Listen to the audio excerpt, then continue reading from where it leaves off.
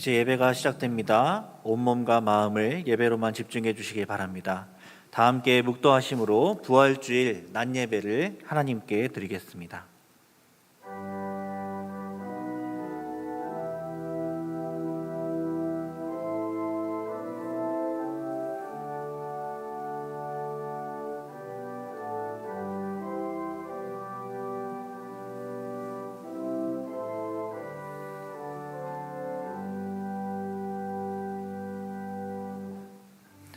너희도 성령 안에서 하나님이 거하실 처소가 되기 위하여 그리스도 예수 안에서 함께 지어져 가느니라. 아멘. 하늘에 계신 우리 아버지여, 이름이 거룩히 여김을 받으시오며 나라의 임하옵시며 뜻이 하늘에서 이룬 것 같이 땅에서도 이루어지이다. 오늘날 우리에게 일용할 양식을 주옵시고 우리가 우리에게 죄 지은 자를 사하여 준 것 같이 우리 죄를 사하여 주옵시고 우리를 시험에 들게 하지 마옵시고 다만 악에서 구하옵소서. 대개 나라와 권세와 영광이 아버지께 영원히 있사옵나이다. 아멘.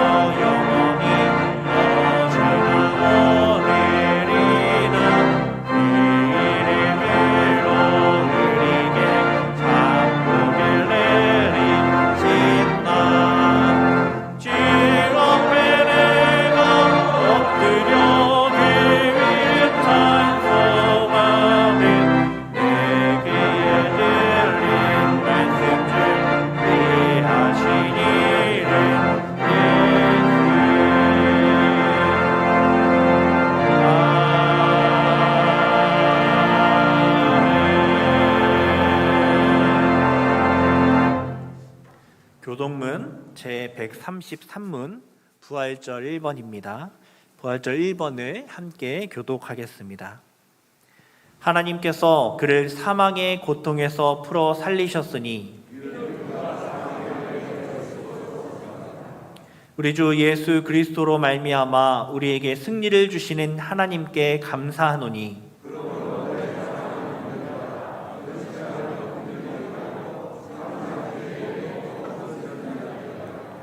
이 말을 할 때에 예수께서 친히 그들 가운데 서서 이르시되 너희에게 평강이 있을지어다 하시니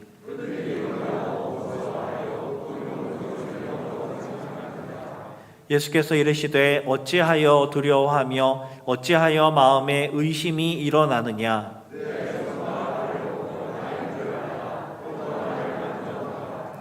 영은 살과 뼈가 없으되 너희 보는 바와 같이 나는 있느니라.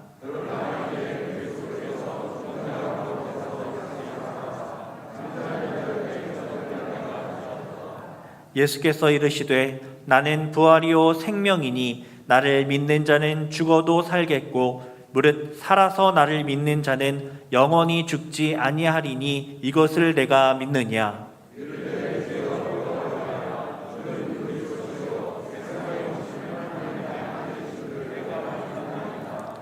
아멘.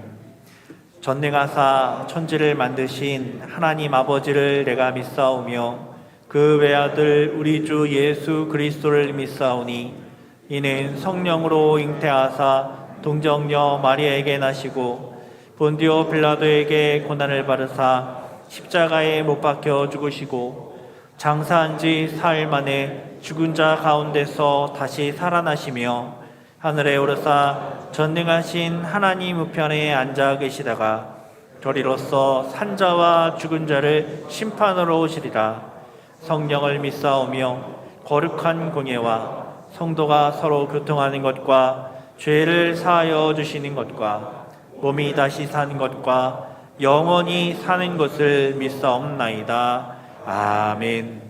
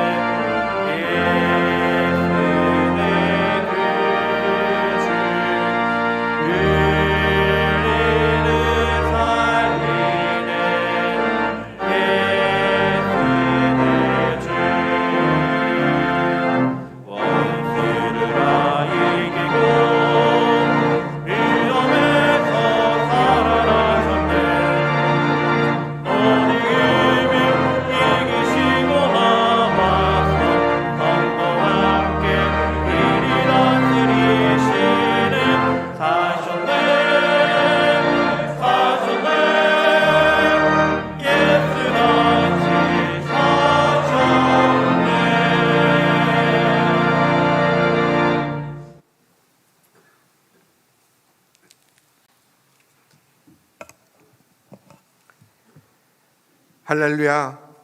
사망 권세 물리치고 죽음에서 부활하심으로 승리하신 주님을 찬양합니다.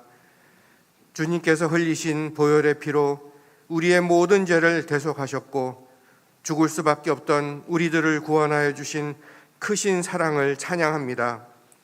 나는 부활이요 생명이니 나를 믿는 자는 죽어도 살겠고 무릇 살아서 나를 믿는 자는 영원히 죽지 아니하리라고 하신 말씀을 기억하며 십자가 사랑으로 빚진 자 된 승동의 교우들이 부활의 기쁜 아침에 함께 모여 감사와 기쁨으로 드리는 예배에 성령님께서 함께 하심을 믿고 우리의 마음을 온전히 주님께로 향하여 신령과 진정으로 예배드립니다.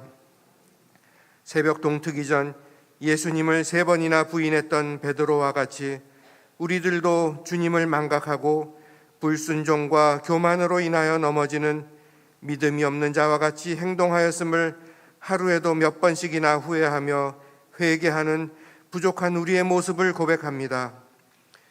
내가 주님을 사랑하는 줄을 주님께서 아시나이다 하고 베드로가 고백할 때 용서하여 주시며 양을 먹이는 자로 세워주신 주님, 이 자리에 함께한 우리들도 주님을 사랑하는 줄을 주님께서는 아시오니 우리의 약한 믿음을 용서하여 주시고 주님의 뜻대로 쓰임받는 것이 삶의 목적이 되어 어떠한 환경에서도 자족함으로 감사하며 예수님을 닮아가게 하시며 주님의 도구가 되어 빛과 소금의 역할 감당하는 은혜 허락하여 주시옵소서. 택하여 단위에 세워주신 최영태 담임 목사님에게 영육간의 강건함을 허락하여 주시고 성령의 충만한 은혜로 말씀 전하실 때마다 우리의 마음이 열리고 아멘으로 화답하며 그리스도 예수 안에서 함께 지어져가는 아름답고 건강한 교회로 인도하는 능력 허락하여 주시옵소서. 큐티쌤이나 모교 성경 공부와 리더 교육 등 기도로 계획한 모든 양육 프로그램이 잘 정착되어 교회의 새로운 변화와 부흥의 계기가 되게 하시며 소그룹들이 활성화되어 풍성한 은혜가 넘치는 교회 되도록 인도하여 주시옵소서. 함께 사역하시는 부목사님, 강도사님, 전도사님에게도 능력 허락하여 주시고 각자의 역할을 잘 감당하여 장차 크게 쓰임받는 준비된 목회자 되도록 주님께서 인도하여 주시옵소서. 주일학교와 청년부를 부흥하게 하시며 말씀으로 훈련받은 믿음의 용사로 장성하여 장차 승동교회를 이끌어갈 기둥이 되도록 이끌어 주시며 간섭하여 주시옵소서. 교회 부속 건물과 주차장 부지가 필요합니다. 하나님의 뜻과 계획이 어떠한지 알 수 없지만 당회원들을 비롯한 모든 교우들이 하나님의 역사하심을 믿고 기도드립니다. 예비하여 주시고 역사하여 주시옵소서. 코로나 긴 터널의 끝이 보이고 있습니다. 긴 시간 우리들을 보호하여 주시고 건강 허락하여 주심을 감사드립니다. 각자 처소에서 흩어져 예배드리던 교우들도 모두 한자리에 모여 함께 찬양하며 기도하는 온전한 예배가 회복되게 하여 주시며 이 자리가 다시 가득 차게 되기를 간절히 원하옵니다. 이루어 주시옵소서. 새롭게 출발하는 정부는 정파의 이해관계에 치우치지 않고 공정하고 정의로운 나라를 만들기에 노력하고 모든 국민이 자유와 행복을 누리는 그런 나라 되게 하시며 우크라이나 전쟁으로 인하여 급변하는 세계 정세와 북한의 위협에도 흔들리지 않는 안보와 경제의 안정을 이룰 수 있도록 위정자들에게 능력 허락하시고 간섭하시며 역사하여 주시옵소서. 이 예배에 함께하지 못하는 승동의 교우들에게도 같은 은혜 허락하시며 해외 각지에서 말씀 전하시는 선교사님들의 건강과 안위를 지켜주시고 하시는 사역에 주님의 크신 능력이 함께 하시기를 기도드립니다. 주님께 영광 돌리는 찬양대원의 준비된 정성과 사랑을 받아주시고 함께 누리는 은혜 충만한 시간 되게 하여 주시옵소서. 부활하신 예수님의 간격을 간직하며 범사에 감사하는 삶을 살아가는 한 주간 되게 하여 주시옵소서. 죽음에서 승리하신 예수님의 이름으로 기도드립니다. 아멘.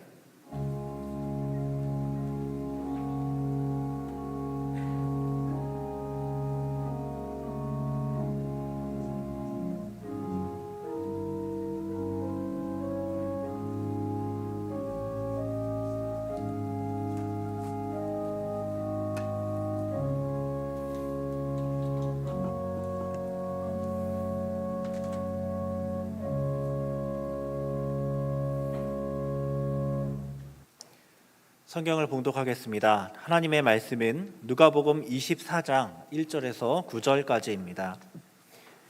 누가복음 24장 1절에서 9절까지 말씀을 제가 봉독하겠습니다.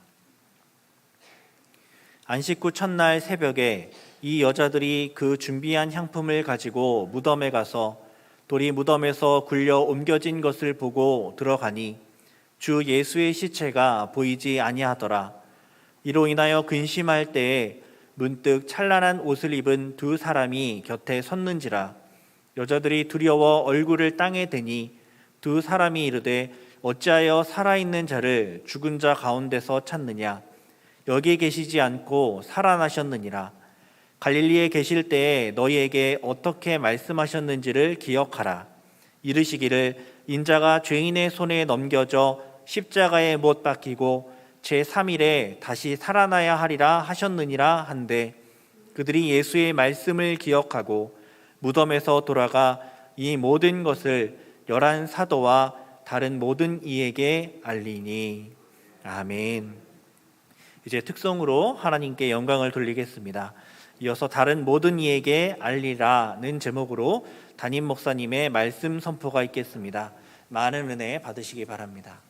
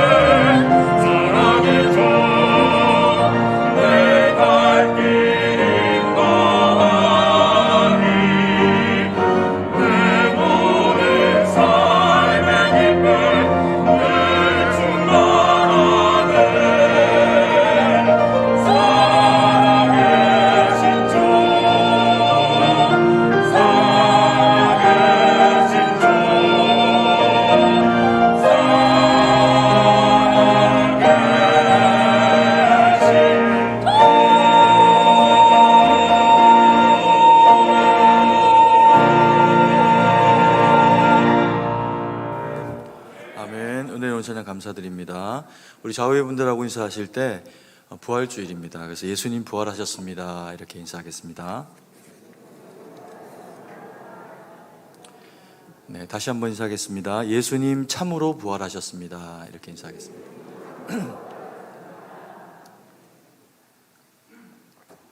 우리 주님이 우리의 모든 죄를 당하시고 그리고 십자가에 죽으시고 또한 그 가운데 머물러 계실 수 없어서 우리를 위해서 부활하신 부활절 날의 예배입니다. 우리가 하나님 앞에 그 감사와 기쁨의 의미를 잘 새기는 그런 그 시간 되기를 원합니다. 예수님은 죄가 전혀 없으심에도 불구하고 우리의 죄를 지고 그리고 십자가에 달려서 죽으시는 과정 가운데로 나아가시게 됩니다.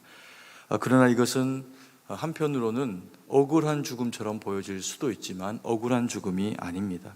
의인으로서 죄인의 죄를 대속하시기 위한 참으로 의로운 죽음입니다.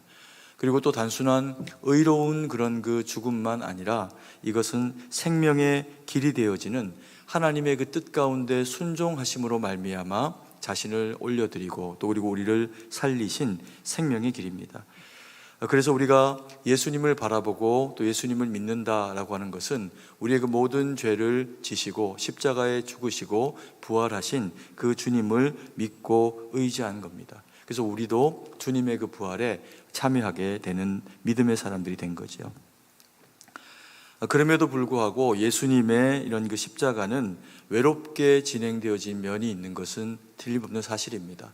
3년의 공생의 기간 동안에 제자들을 말씀으로 먹이시고 또 그리고 그들과 함께 하셨지만 예수님이 숱하게 이야기하신 그 고난에 대한 이야기 또 그러나 그것이 실제로 이스라엘 백성들 가운데 또 제자들 가운데 현실이 되어지는 일을 맞닥뜨리게 되었을 때는 예수님만 남겨두고 다 도망가게 되는 그런 모습을 나타내 보여주게 됩니다. 그리고 또 이 예수님의 그 십자가의 참된 의미가 무엇인지를 기억해내지 못하게 되는, 그래서 약해지고 그리고 위축될 수밖에 없는 그런 그 제자들과 또 그리고 사람들의 모습들을 보게 됩니다. 근데 오늘 이 본문의 말씀에 보면은 제자들도 다 도망을 가고 그리고 또 그 가운데 소수의 그런 그 여인들이 그래도 예수님 곁에 남아가지고 예수님의 이런 그 장례의 그런 그 과정들을 섬기려고 하는 그런 모습을 보여주는 그런 그 대목을 만나게 됩니다. 그리고 그 대상들에게 예수님이 만나지고 먼저 천사들을 통해서 부활하심을 알리고 또 그 이후에 만나주시는 그런 그 과정을 통해 가지고 그들의 발걸음을 통해서 예수님의 부활한 소식들이 제자들까지도 그렇게 전파되는 것을 인해서 복음이 얼마나 능력 있고 힘 있는가를 보여주는 그와 같은 내용을 다루어주기도 합니다. 이런 전반적인 그 내용 가운데서 천사들과 그리고 이 여인이 이야기를 나누게 되는 그 장면의 모습을 통해 가지고 주님이 이 부활에 우리 가운데 어떤 마음의 유익이 있기를 원하시는지 우리가 함께 누리는 시간 되었으면 좋겠습니다. 첫 번째로 부활은 약속입니다. 약속하셨으니 부활하신 것이라는 겁니다. 그래서 부활은 단순한 기적이 아닙니다. 우리가 경험할 수 없는, 사람으로서는 당할 수도 없고 또 그리고 그렇게 해낼 수도 없는 일이기 때문에 이것이 굉장히 놀라운 일처럼 그렇게 이제 다가와지게 되는 그런 그 측면이 있는 것은 사실이지만, 부활은 기적적인 어떤 그런 그 행위로서의 모습, 그런 것 이상의 의미로 약속하셨던 일이기 때문에 우리 가운데 이루어진 일이라는 겁니다. 구원의 그런 이 메시지는, 부활의 메시지는 구약 시대에도 여전히 그렇게 이루어지고 있어서 예수님의 십자가는 지속적으로 구약 성경 가운데도 되뇌어지고 있는 그런 모습을 발견을 하게 됩니다. 아브라함과 또 이삭과 요셉의 그런 그 삶을 통해서 그들이 하나님의 도우심 없이는 그의 그 생명도 후손을 또 전파하는 것도 어느 것 하나도 가능하지 못할 그런 그 환경 가운데 있을 때 하나님께서 믿음의 조상으로 불러내신 아브라함과 또 그의 그 허리에서 난 자들을 통해서 일하시면서 하나님이 이들의 구원이 되신다. 또 그리고 하나님이 흙으로 이들을 빚으셨으나 하나님이 이들에게 생명력을 불어넣을 때 놀라운 민족을 이루게 된다라고 하는 것을 이야기해 주시기도 합니다. 그리고 시편 26편 19절 말씀에 보면은 이렇게 이야기합니다. 주의 죽은 자들은 살아나고 그들의 시체들은 일어나리이다. 티끌에 누운 자들아 너희는 깨어 노래하라. 주의 이슬은 빛난 이슬이니 땅이 죽은 자들을 내놓으리라. 이사야서 26장 19절의 그런 그 말씀을 통해서 하나님이 이사야에게 말씀하시면서 이스라엘 백성들 가운데 이 부활의 신앙이 그냥 있어지는 것이 아니라 하나님을 통해서 있어진다라고 하는 것을 이야기를 하고 계시는 겁니다. 그리고 호세아서 6장 2절에 보면 이렇게 이야기합니다. 여호와께서 이틀 후에 우리를 살리시며 셋째 날에 우리를 일으키시리니 우리가 그의 앞에서 살리라. 부활신앙은 어느 날 갑자기 되어진 것이 아니라 하나님께서 세상을 지으시고 인간이 죄를 범하게 되는 것을 인해서 하나님과 원수가 되어지면서 육체의 생명에 한계가 부여되어지는 그와 같은 상황을 맞이하게 되었을 때 하나님이 우리의 구원이 되기 위해서 원시 복음으로 여자의 후손으로 하여금 뱀의 머리를 밟고 그리고 우리가 하나님 편에 회복될 것에 대해서 이미 우리에게 선포해 주신 일이 있습니다. 그 후에도 이와 같은 일들이 보다 더 자세하게 구약의 말씀 가운데도 우리에게 예언이 되어지면서 장차 우리가 바라보고 기다리고 또 그리고 만나고 소망 가운데 그렇게 경험하게 될 그리스도가 어떤 분인지를 일깨워주고 있는 그런 그 측면들을 가지게 된 거죠. 그리고는 그 말씀이 성취되어집니다. 누가복음 24장 7절의 말씀입니다. 24장 7절의 말씀을 같이 한번 읽도록 하겠습니다. 이르시기를 인자가 죄인의 손에 넘겨져 십자가에 못 박히고 제3일에 다시 살아나야 하리니 하셨느니라 한데, 이것은 구약에서 선지자들을 통해서만 예언되어진 부분이 아니라 신약 시대가 되면 예수님께서 이 땅 가운데 친히 오셔서 그의 그 제자들을 불러 모으시고 또 그리고 그들과 함께 하시면서 놀라운 하나님의 은혜의 역사들을 나타내시게 됩니다. 말씀하시면 병자가 낫기도 하고 안진뱅이가 일어나기도 하고 그리고 눈을 보지 못하는 자가 눈을 뜨기도 하고 바람과 파도가 잠잠해지는 등 하나님의 놀라운 은혜의 역사가 예수님을 통해서 이루어지게 됩니다. 그리고 그런 일들이 막 이루어질 때 제자들의 그런 그 마음 가운데는 설레임이 있었겠죠. 아, 이분이 그리스도이구나. 그리고 또 우리의 왕으로 오신 분이 맞구나 라고 하는 일들이 그들의 그 목전에서 행해 주시는 예수님의 특별한 어떤 그런 기사들을 보면서 그들은 확신을 가졌을 겁니다. 그럼에도 불구하고 예수님이 어느 날 그들의 믿음이 어느 선 정도에서 그래도 자라게 되었다 그렇게 생각을 하게 되셨을 때 이러한 일들에 대해서 예수님이 십자가를 지고 대제사장에게 고난을 받으시고 난 이후에 그리고 죽으시고 3일 만에 부활하실 것에 대한 이야기를 하시게 됩니다. 이 순환에 대해서 이야기를 하시게 되니까 이것을 처음에 들었을 때 베드로는 이것을 놓고 얼마나 많이 당황스러웠는지 이러한 일이 예수님께는 있어서는 안 됩니다 라고 그렇게 만류했다가 사단아 내 뒤로 물러나라 라고 하는 이야기를 듣기도 합니다.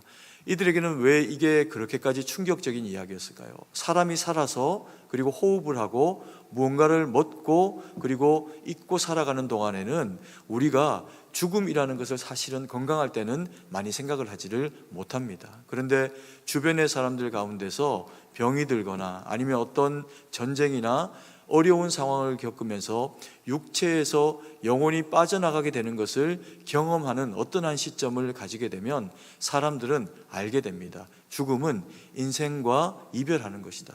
그리고 또 다시 돌아올 수 없는 길이다 라고 하는 것을 알게 됩니다. 그러다 보니까 이 친숙한 죽음에 대한 경험이 예수님이 말씀하시는 인자가 괴롭힘을 당하고 죽게 되지만 3일 후에는 일어나게 되리라 다시금 부활하시리라 라고 하시는 그 말씀이 들려지게 될 때 앞에 있는 이야기의 이 인생 죽음이 가지는 의미가 워낙에 무겁고 크다 보니까 뒤에 말씀하시는 살아나리라 라고 말씀하신 이 부활에 대한 이야기가 들리지를 않는 겁니다. 그래서 이 일이 베드로에게만 아니라 다른 제자들에게도 수차례 이와 같은 이야기들이 있게 될 때 그들의 마음 가운데는 기쁨, 부활의 소망 이런 것들이 일어나는 것이 아니라 그 일이 정말 그렇게 일어나면 어떻게 하지라고 하는 것에 대한 죽으심과 그리고 3일의 그 곤고함의 시간만이 그들에게 큰 의미로 그렇게 이제 다가와지게 됩니다. 그런데 예수님께서 그와 같은 일들을 통해서 일어나게 되는 것, 그 일들이 현재가 되게 하셨을 때도 그렇기 때문에 제자들도 그 자리를 지킬 수 없었고, 또 이 여인들도 예수님의 장례를 돕고 향품을 갖다 드리기 위해서 오기는 했지만 여전히 예수님이 부활하셨을 것이다 라고 하는 것에 대한 큰 기대감은 가지지 못하고 나오는 모습을 보여주게 됩니다. 오히려 대제사장과 그 무리들이라고 표현되어 있는 그런 그 자들은 예수님께서 하신 이야기를 기억을 합니다. 그리고는 빌라도에게 가서 이전에 예수께서 죽었다가 살아나리라 라고 하는 이야기를 한 적이 있다. 그래서 제자들이 혹 그 시체를 훔쳐서 갈 수도 있으니 우리로 하여금 그 무덤을 지키게 해달라라고 하면서 그 빌라도에게 청을 하니까 빌라도가 너희들이 가지고 있는 군사로 그걸 지켜라 라고 이렇게 이야기를 하게 됩니다. 그래서 그 무리들이 예수님의 그런 그 무덤을 지키게 되죠.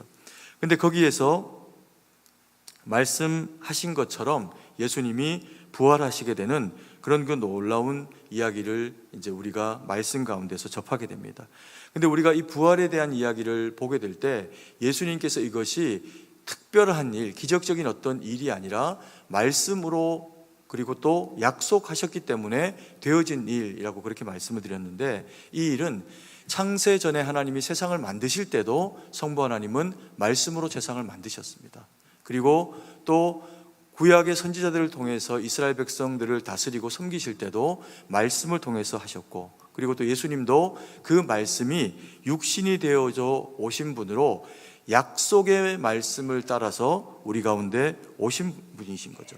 그래서 예수님은 이 말씀을 통해 가지고 약속되어진 말씀은 하나님이 이루신다라고 하는 것을 우리에게 나타내 보여주고 있습니다. 그래서 부활절은 어떤 특별한 이벤트가 아니라 말씀이 성취되어진 것으로 성부 하나님이 약속하셨고 예수님이 순종하시겠다라고 하셨으니 되어진 일로 우리에게 그렇게 이제 말씀을 하고 계시는 거죠. 그래서 이 말씀이 우리에게 주는 영적 교훈이 뭐냐 하면, 우리가 붙잡고 살아야 할 것이 무엇인가라고 하는 것에 대한 그런 눈을 우리로 하여금 뜨게 해주는 측면이 있습니다. 우리는 때로는 세상 가운데 살아가다가 힘겹고 어려운 순간들을 맞이할 때가 있습니다. 그때가 되면 하나님이 나를 사랑하시는가, 혹은 하나님의 도움이 내게 정말 계시는가 라고 하는 의구심이 우리의 인생 가운데 찾아올 때가 있습니다. 왜냐하면 당면한 현실은 곤고하고 당장의 눈앞에 주님의 그 도우심은 보이지 않고, 주님이 보이지 않게 될 때 우리의 그 연약함은 흔들리는 마음을 가지게 될 때가 있죠. 잠언 29장 18절 말씀이 이렇게 이야기합니다. 같이 한 목소리로 읽겠습니다. 묵시가 없으면 백성이 방자히 행하거니와 율법을 지키는 자는 복이 있느니라. 오늘 본문의 말씀에 보면은 묵시가 없으면 백성이 방자히 행하거니와 율법을 지키는 자는 복이 있다. 이 말씀을 다른 측면에서 보면 묵시가 없어서 백성이 방자히 행하게 되면 사회가 무질서해지거나 하나님의 법이 하나님의 법으로 이루어지지가 못하겠죠. 그리고 율법을 지키는 자는 복이 있다 말씀하셨는데, 율법을 지키지 않는, 하나님의 말씀을 따르지 않는 상황이 되면 복이 멀리 가는 상황을 맞이할 수도 있겠죠. 이스라엘 백성들의 살아온 그 역사를 바라보면 숱한 어려움들과 곤란함의 상황들이 그들 가운데 찾아오게 된 것을 우리가 성경을 통해서, 하나님의 말씀을 통해서 보게 됩니다. 그런데 그들이 힘겹고 어려운 상황을 맞이하고 자신보다 훨씬 더 강한 이방 민족이 침범해 왔다고만 해서 이스라엘 백성들이 망하지 않습니다. 오히려 그때 그 어려움이 있는 것을 하나님 앞에 토로하며 죄를 무릅쓰고 기도하고 회개하고 주님 앞에 은혜를 구하면 하나님이 도우셔서 그 모든 곤란함의 상황들을 이겨내게 하시는 그 성경에 하나님의 역사하심을 우리는 만나게 됩니다. 그럼 언제 이스라엘 백성들은 망합니까? 그들의 죄악이 관영해서 그들이 죄악 가운데 있음에도 불구하고 하나님 앞에 돌이키질 않습니다. 예배도 눈먼 희생을 하나님 앞에 드리면서 병든 것, 상한 것, 하나님이 기뻐하시지 않는 것으로 대충 떼어 붙이는 것으로 감당하면서 오히려 이방에게 열중하는 그와 같은 모습을 보이게 될 때 그들 안에서 말씀이 사라지고 백성들이 소위 방자하게 하게 되는 계시도 없고 묵시도 없고 하나님의 침묵이 그들 가운데 있게 될 때 그들에게 주어진 결과가 뭐냐면 멸망되어져서 이스라엘은 완전히 망하게 되고 그리고 남유다는 포로로 끌려가게 되는 그와 같은 이제 어려움들을 겪게 된다는 겁니다. 그런데 그런 그 어려움들이 우리 인생 가운데 있을 때 우리도 하나님 앞에 겸손히 나아가서 주님의 말씀을 붙잡고 주님이 나와 함께 해주시기를 소망하며 아뢰게 되면 어떤 때 경우에 따라서 너무 힘들어서 주님 앞에 예배드리기 위해서 나왔는데 그 드리는 예배 가운데 말씀 가운데 우리의 영혼을 찾아오셔가지고 만지시는 하나님의 그 은혜의 역사를 경험하게 되는 때가 있습니다. 그러면 그것은 그저 단순히 어떤 느낌으로써 우리가 우리 마음 가운데 느끼는 것이 아니라 약속의 말씀으로 우리 가운데 찾아오시면서 내가 너에게 이와 같이 역사할 터이니 그 말씀을 붙잡으라 라고 하는 하나님의 말씀으로 우리 가운데 그렇게 역사하시게 됩니다. 그래서 그런 그 마음들이 우리 가운데 있을 때는 주신 말씀을 꼭 붙잡고 말씀으로 이겨내야 한다는 겁니다. 그러면 주님이 우리를 위해서 일하신다는 거죠. 이것을 위해 가지고 두 번째로 본문의 말씀이 우리에게 주는 내용이 있습니다. 뭐냐면 말씀은 듣고 잊어버리는 것이 아니라 듣고 기억하는 것이다 라고 그렇게 우리에게 이야기를 하고 계십니다. 24장 6절에서부터 7절 8절의 말씀을 같이 한번 읽도록 하겠습니다. 여기 계시지 않고 살아나셨느니라. 갈릴리에 계실 때에 너희에게 어떻게 말씀하셨는지를 기억하라. 이르시기를 인자가 죄인의 손에 넘겨져 십자가에 못 박히고 제3일에 다시 살아나야 하리라 하셨느니라 한데 그들이 예수의 말씀을 기억하고. 어떤 내용의 말씀이냐 하면 여인이 예수님의 그런 그 무덤에 향료를 드리고 가져옵니다. 근데 거기에 지진이 나고 그리고 너무나도 밝은 빛 가운데서 천사들이 등장을 하게 됩니다. 그 광경을 바라보고 병사들은 송장처럼 얼어붙어 버립니다. 마태복음에 보면. 그리고 여인과 그리고 천사들 사이에 대화가 있습니다. 근데 그 대화의 주된 내용이 뭐냐 하면 너희에게 어떻게 말씀하셨는지를 기억하라 이렇게 이야기합니다. 그리고 8절 말씀에도 보니까 그들이 예수의 말씀을 기억하고 또 이렇게 표현하고 있습니다. 그럼 이들이 표현하는 이 기억해야 할 말씀은 어떤 내용일까요? 7절에 읽었던 이르시기를 인자가 죄인의 손에 넘겨져 십자가에 못 박히고 제3일에 다시 살아나야 하리라 라고 하는 이 말씀입니다.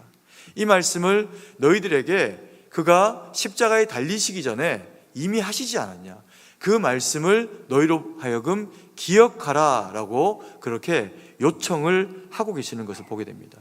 이 기억하라 라고 하는 말씀은 어떤 의미일까요? 잊어버리지 말라는 거죠. 마음에 새기라는 겁니다. 우리가 중요한 하나님이 우리에게 주시는 말씀이 있을 때 그것을 듣고 그리고 깨달았는데 그러면 마음 가운데 기쁨과 벅참이 찾아옵니다. 그런데 그것을 돌아서서 예배를 드리고 나갈 때 잊어버리면 그 말씀은 우리의 그 삶 가운데서 떠오르지를 않게 됩니다. 우리가 이 말씀을 우리의 그 삶에, 영적인 삶에 적용을 하게 될 때 예배를 통해서 여전히 하나님은 살아계셔서 부활하셨던 그 주님은 그때만 일하시고 끝나신 것이 아니라 부활하시고 하나님 보좌 우편에 계시면서 동시에 성령 하나님이 우리의 예배 가운데 늘 언제나 참여하시면서 말씀도 깨달아 알게 하시고 우리의 심령도 만지시게 되면서 말씀을 믿고 지키고 살아갈 수 있도록 우리를 돕고 그렇게 요청을 하신다는 겁니다. 그래서 이 천사가 여인에게 이야기를 할 때 이 여인들은 천사의 이야기를 꼭 붙잡습니다. 그런데 보십시오. 이 여인이 붙잡은 것은 천사의 이야기가 아닙니다. 천사는 자기의 의중으로 어떤 이야기를 여인들에게 할 수가 없습니다. 천사라고 하는 대상은 잠깐 동안에 우리가 죄악된 세상에 살아갈 때는 우리는 죄를 짓기도 하고 또 용서받기도 하고 의롭기도 하고 부족한 모습을 가지고 있으니까 이 천사라고 하는 대상이 우리보다 더 뛰어나 보이기도 합니다. 그러나 이 천사는 하나님에게 완전히 깃대어져 있는 상태로 있기 때문에 죄를 지을 수 없어서 지금 현재로는 우리보다 더 거룩해 보이는 것이 사실입니다. 근데 우리가 하나님 품에 안기게 될 때 성경은 그렇게 이야기합니다. 천사는 너희들이 부리는 영이다. 우리를 돕는 대상이라는 겁니다. 그래서 오늘 이 천사가 여인들 가운데서 나타내주고 있는 모습은 자기의 이야기를 하고 있는 것이 아니라 예수님이 그들에게 하셨던 이야기를 하고 있습니다. 그래서 예수님이 하셨던 그 말씀에 어떻게 하라는 겁니까? 듣고 기억하라는 거죠. 잊어버리지 말라는 겁니다. 왜 듣고 잊어버리지 말라고 하는 걸까요? 그래야 그렇게 살 수 있기 때문에 그렇습니다. 우리는 말씀의 사실 홍수의 시대를 살아가고 있습니다. 이것은 좋은 의미로서는 우리는 언제나 예배에 가까이 할 수 있고 코로나 때문에 예배 현장에 나오지 못하는 일이 있어도 TV만 틀면 아니면 인터넷을 접속을 하면 어떤 경우에도 예배를 드릴 수 있는 환경이 되기도 합니다. 그리고 채널을 돌리면 기독교 방송이나 이런저런 채널을 통해 가지고 말씀이 정말 홍수처럼 쏟아집니다. 언제든 선택적으로 예배를 드릴 수가 있습니다.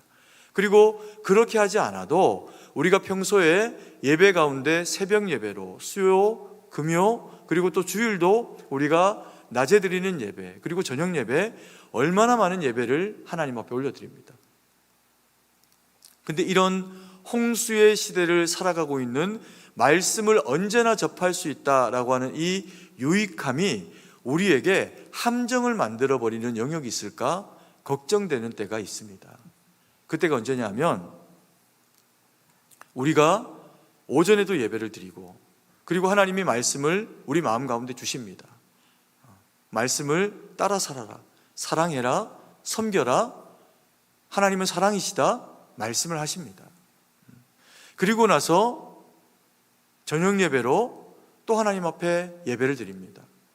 그 예배를 드릴 때 오전에 드렸던 예배가 말씀이 밀려나면서 새롭게 들어온 말씀이 우리의 마음을 채우게 되는 경우가 생길 수 있죠. 그러면 그나마 다행입니다. 그런데 우리가 번수로 하나님 앞에 드리는 예배에 너무나 익숙한 나머지 예배를 드리고 나서 문을 열고 나가게 되면 모든 것들이 다 지워지고 잊어버리는 상태가 되어져 버릴 수도 있다는 겁니다. 왜요? 매주 들어왔던 예배고, 그래서 앉아서 자리를 지키는 것이 예배를 드리는 것이다 라고 하는 주된 생각이 우리의 마음을 차지하고 나면 수많이 드리는 그 예배가 그 자체가 우리에게 위로가 되면서 말씀은 들리지 않아도 되고 우리의 마음 가운데 주님의 성령의 충만의 임재가 경험되지 않아도 되어버리는 상황이 있을 수가 있다는 겁니다. 이것은 하나님 앞에서 절대로 바람직한 상황이 못 된다는 거죠. 그래서 우리는 말씀을 이 예배 가운데 사모해야 합니다. 이 여인들이 믿어서 사실은 예수님의 부활을 첫 번째로 경험하고 고백한 대상이 된 것이 아닙니다. 그들은 예수님이 하셨던 말씀, 고난에 들어가시고 다시 3일 만에 살아나리라 라고 하신 말씀을 잊어버립니다. 오히려 이것을 더 정확하게 기억하고 있었던 대상들은 좀 전에 말씀드렸듯이 대제사장과 그리고 그 무리들입니다. 예수님이 정말 부활하면 어떡하지? 혹 제자들이 그 무덤에서 시신을 훔쳐가면 어떡하지? 그래서 그들은 그 말씀을 잊어버리지 않습니다. 그래서 빌라도에게 요청도 하고 그리고 또 병사들을 세워가지고 지키기도 한 거죠. 여인들은 말씀을 기억해서 나온 게 아니고요, 예수님께 받은 은혜, 특히 이 막달라 마리아는 예수님이 그 모든 귀신들을 내어 쫓아 주시고 회복하게 해주시고 말씀을 주시면서 받았던 그 은혜와 사랑이 그의 그 마음 가운데서 너무나 컸기 때문에 예수님의 장례를 섬기기 위해서 자신의 마음을 다해서 나온 모습을 보여주고 있다는 겁니다. 사랑해서 나온 거죠. 감사해서 나온 겁니다. 그런데 우리가 하나님의 말씀을 사모해서 하나님의 말씀을 예배 가운데 듣기 원하고 사모하면, 그래서 주님은 우리에게 말씀하십니다. 사모하지 않아도 말씀이 들릴 때가 가끔씩 있습니다. 그때가 언제일까요? 졸고 있고 내지는 마음에 크게 와닿는 영역이 없는데 어떤 영역에 갑자기 하나님이 말씀을, 예배 가운데 말씀을 읽을 때 딱 주시는 겁니다. 그러면 감동이 되면서 눈물이 나기도 하고, 하나님이 내게 이 말씀 주시는구나 이렇게 깨닫게 되기도 하죠. 그런데도 만약에 돌아가서 잊어버리면 그건 큰일인 겁니다. 정말 말씀하신 겁니다. 근데 그런 일들은 매 순간 매번 일어나지는 않습니다. 인생의 중요한 시점에 하나님이 그렇게 하십니다. 그럼 더 일반적인 시점에는 어떻게 할까요? 내 입을 크게 열어라 이야기하십니다. 그럼 내가 채우겠다 이야기하시죠. 사모하라 요청하고, 사모하는 자들이, 뭐라도 예배 가운데 하나님이 말씀하시는 것을 붙잡기를 원하는 자들이 그것을 가져가게 되어 있습니다. 그래서 하나님이 우리에게 예배를 사모해라 이렇게 요청을 하시는 거죠. 말씀은 하나님의 약속입니다. 첫 번째 제목으로 말씀드렸듯이 부활이 하나님의 약속이기 때문에 부활이 이루어졌습니다.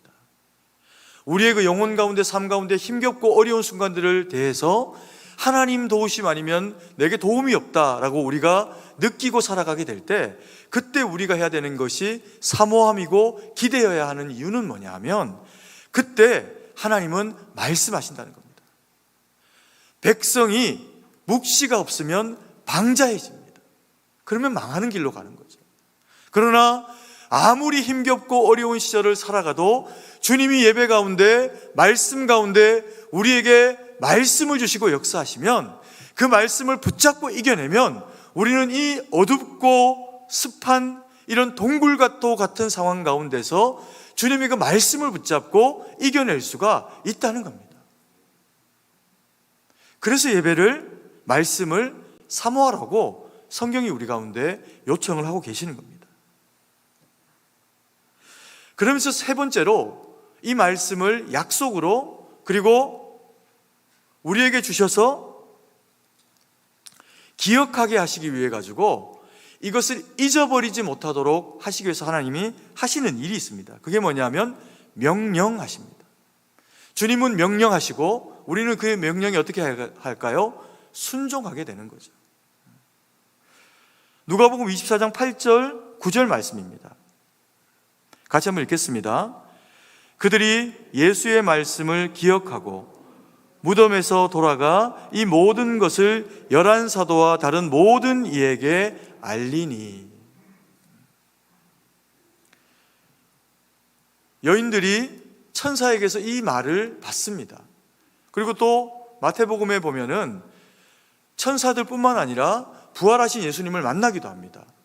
근데 예수님도 천사들에게 주었던 말씀과 똑같은 말씀을 여인들에게 하십니다.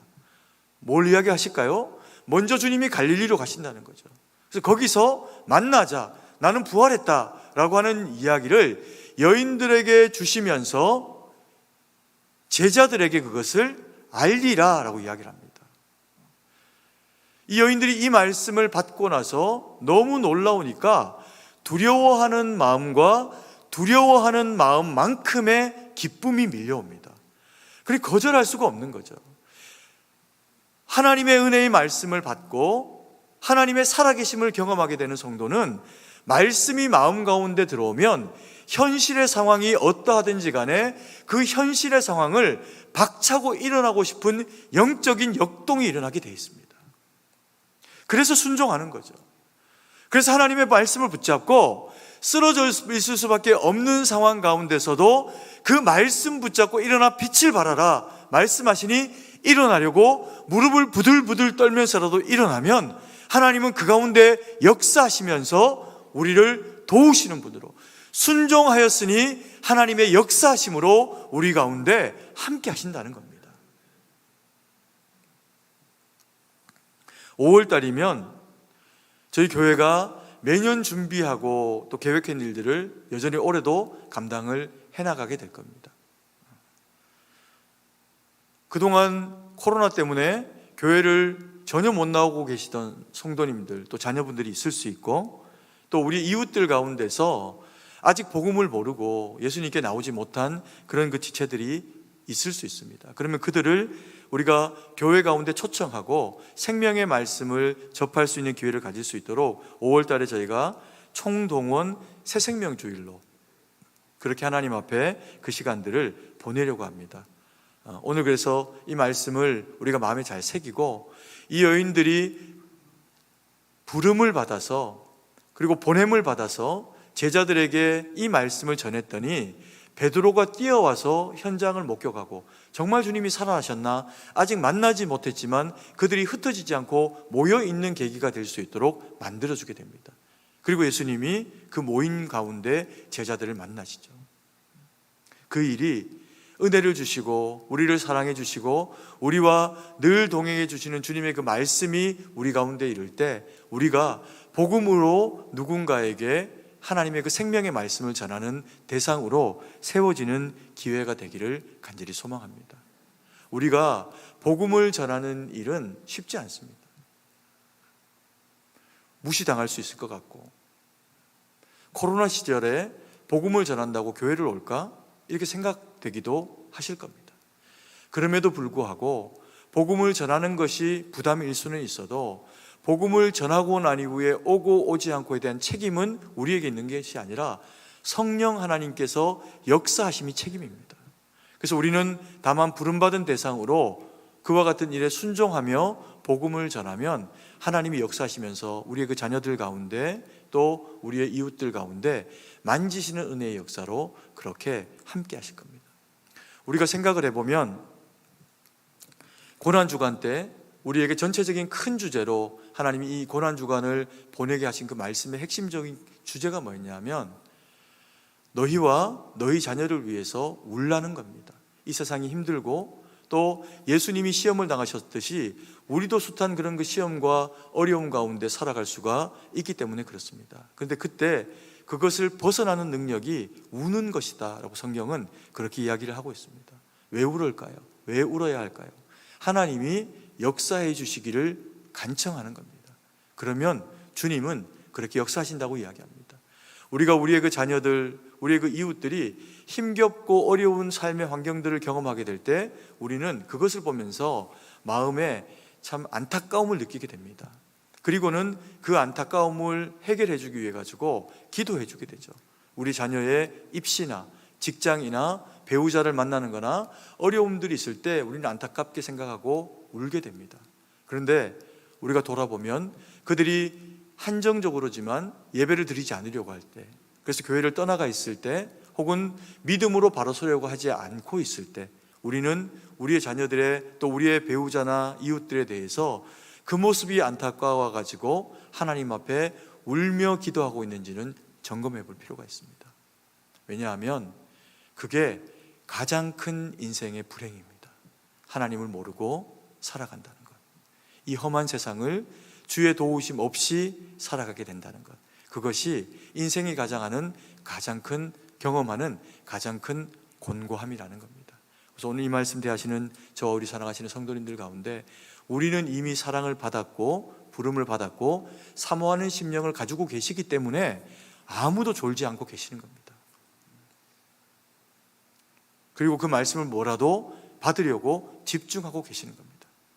그래서 우리 성도님들이 귀하고, 그래서 예배를 드리지 못하는 우리의 자녀와 이곳에 있음과 없음이 구분되어 있는 대상들이 안타까운 거죠. 코로나가 이제 막바지를 향해서 달려가고 있습니다. 또 이곳에 아직까지 건강 때문에 여러 가지 상황으로 현장에서 예배 드리지 못하고 인터넷으로 예배를 드리는 성도님들도 계십니다. 하나님이 동일한 말씀의 은혜와 능력으로 이 자리에 있든 거기 있든 현재 일하십니다. 아멘이십니까? 그럼에도 불구하고 주님은 모이기에 힘쓰기를 원하십니다. 그래서 우리가 어느 때가 되어져서 다시금 교회 현장 가운데 모여서 간절함으로 하나님 앞에 예배를 드려야 할 때는 다 모이실 수 있기를 원합니다. 하나님이 그때를 준비하고 이끌어가고 계시는데 이 편안함이 주는 익숙함 때문에 우리가 이 일을 이루지 못하는 일은 우리 가운데 있지 않기를 원합니다. 그리고 복음을 전해서 하나님 앞에 이 빈 곳들을 채워내서 주님 영광 돌리는 저와 우리 사랑하시는 성도님들 되기를 간절히 소망합니다. 기도드리겠습니다. 사랑의 아버지 하나님, 은혜와 사랑을 감사드립니다. 아버지 하나님, 오늘도 저희 가운데 함께 하시고 저희의 부족함 가운데 하나님 성령의 능력으로 은혜의 말씀으로 채우시니 감사드립니다. 하나님, 부활의 산소망이 우리의 영혼 가운데 차고 넘쳐서 때로 삶 가운데서 만나는 공고함과 힘겨움을 대할 때조차라도 살아계신 하나님, 부활의 주님, 우리 가운데 역사하셔서 우리를 엄습하고 무너뜨리고 사망 가운데로 나아가게 만드는 그 모든 횡포와 어려움과 곤란함 가운데서 저희를 건지시고 구원하여 주시옵소서. 그래서 모든 영광 주님께 올려드릴 수 있도록 함께하여 주옵소서. 주님께 모든 것을 의지하고 감사드리며 살아계신 주 예수님 이름으로 기도드립니다. 아멘.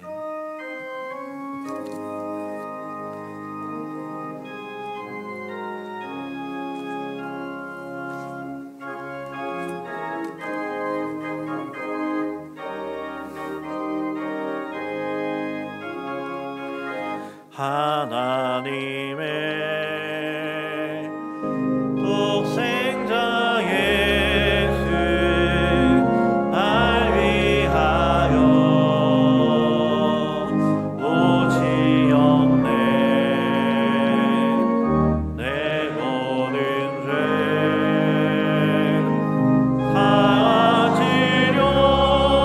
사지려고 십자가 지셨으나 다시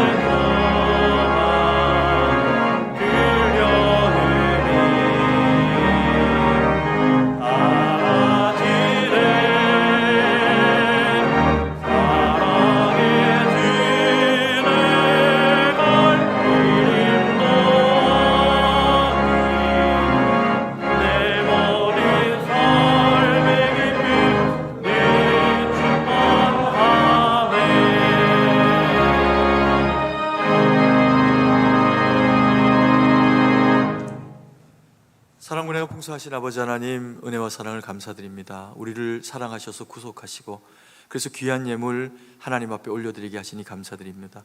이 예물이 쓰는 곳에 하나님 영광만 드러나도록 은혜로 함께하여 주시옵소서. 하나님, 이 나라 이 백성의 아버지 하나님 당하고 있는 이 어려움과 힘겨움이 부활의 산소망 되시는 주님의 그 은혜와 능력으로 회복되기를 원합니다. 아버지 하나님, 참으로 처처에 수많은 교회와 그 강단마다 쏟아지는 그 하나님의 은혜의 말씀이 성도님들의 그 마음 가운데 성령의 충만으로 임재해서 하나님, 그래서 이 나라 처처에 이 땅의 수많은 그리스도인들이 믿음으로 말씀으로 바로서고 반응해서 하나님 영광 돌리는 아버지 하나님, 이 나라 되기를 간절히 소망합니다. 이 땅의 정치, 경제, 문화와 치안과 안보와 그 모든 영역 가운데 아버지 하나님, 뛰어난 주의 사람들을 세우시고 이 땅을 구속하시고 주님 오실 때까지 쓰임 받는 나라 될 수 있도록 은혜로 역사하여 주옵소서. 하나님, 우리 승동교회도 그와 같은 쓰임 되기를 원합니다. 우리의 자녀 세대 가운데, 우리의 청장년, 우리의 부모님 세대 가운데 동일한 성령의 은혜와 능력이 우리를 채우시고 말씀이 강권하여 역사하여 주셔서 주님의 기쁨이 되어드리는 우리 승동교회 주의 귀한 권속들 되기를 간절히 소망합니다. 아버지 하나님, 말씀이 우리에게 주어질 때 하나님 그 말씀 아멘으로 받을 수 있는 사모함을 우리에게 주시니 감사드리고, 또 아버지 하나님 그 말씀이 우리에게 아버지 하나님 잊어버리지 않는 철필 붓끝으로 새겨진 기억의 말씀 되게 하셔서 순종하며 살아내게 하시니 감사드립니다.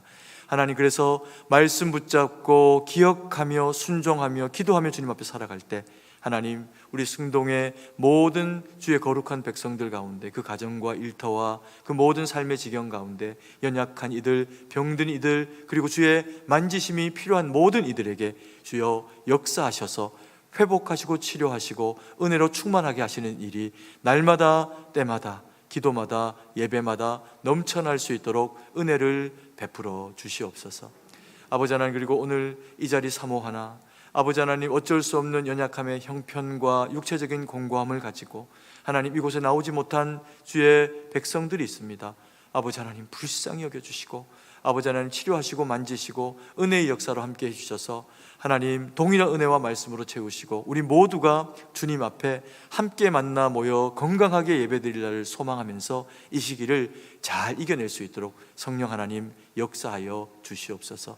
아버지 하나님, 참으로 세계 만방에 흩어져 복음 전하는 주의 귀한 복음의 일꾼들, 우리 선교사님들이 있습니다. 저들의 가정과 또 지경과 그 섬김과 모든 영역들 가운데 함께하여 주셔서 오직 예수 그리스도의 그 복음의 능력만 나타나게 하셔서 열방이 주께로 돌아오는 일에 한 영혼 한 영혼 주님 앞에 복음 전하며 나아갈 때 살아계신 하나님의 은혜의 역사가 그 가운데 이루어지도록 함께하여 주시옵소서. 주님께 모든 것을 의지하고 감사드리며 살아계신 주 예수님 이름으로 기도드립니다. 아멘.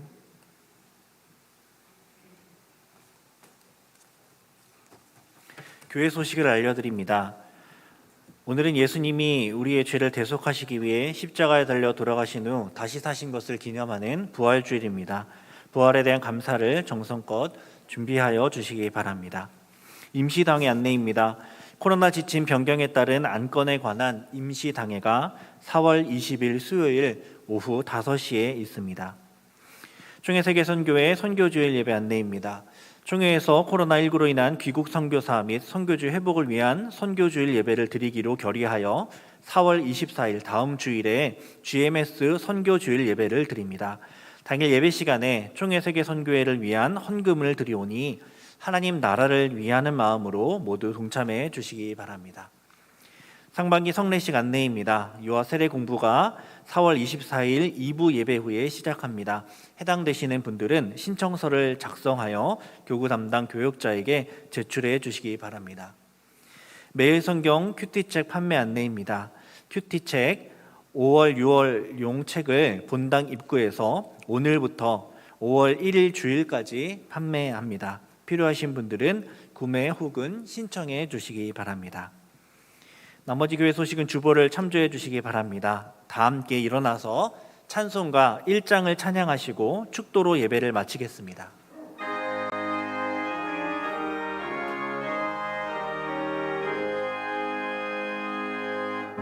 만복의 기도하나님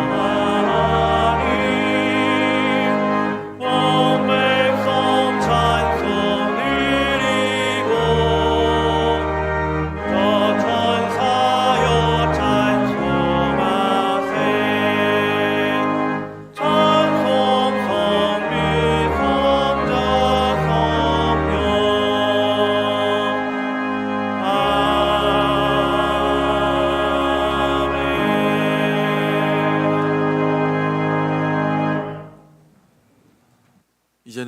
구주 예수 그리스도의 구속 연회와 무한하신 하나님 아버지의 사랑하심과 성령의 위로 충만하심의 은혜의 역사가 주님 앞에 머리를 숙이고 오직 그리스도 예수의 보혈의 공로로 말미암아 그 부활의 산소망을 믿음으로 되어진 그리스도인의 거룩한 직분 가지고 하나님의 말씀에 순종하며 오직 주의 영광을 위해 살기로 다짐하며 결정하는 주의 거룩한 백성들 머리 위에 이제부터 영원토록 함께 계실지어다.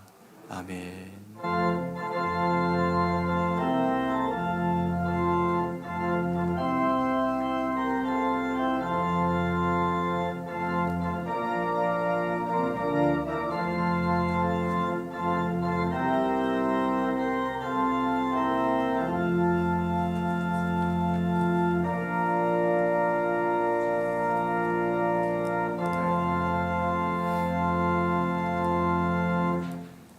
찬송가 165장 1절, 3절 부르시면서 댁으로 돌아가도록 하겠습니다.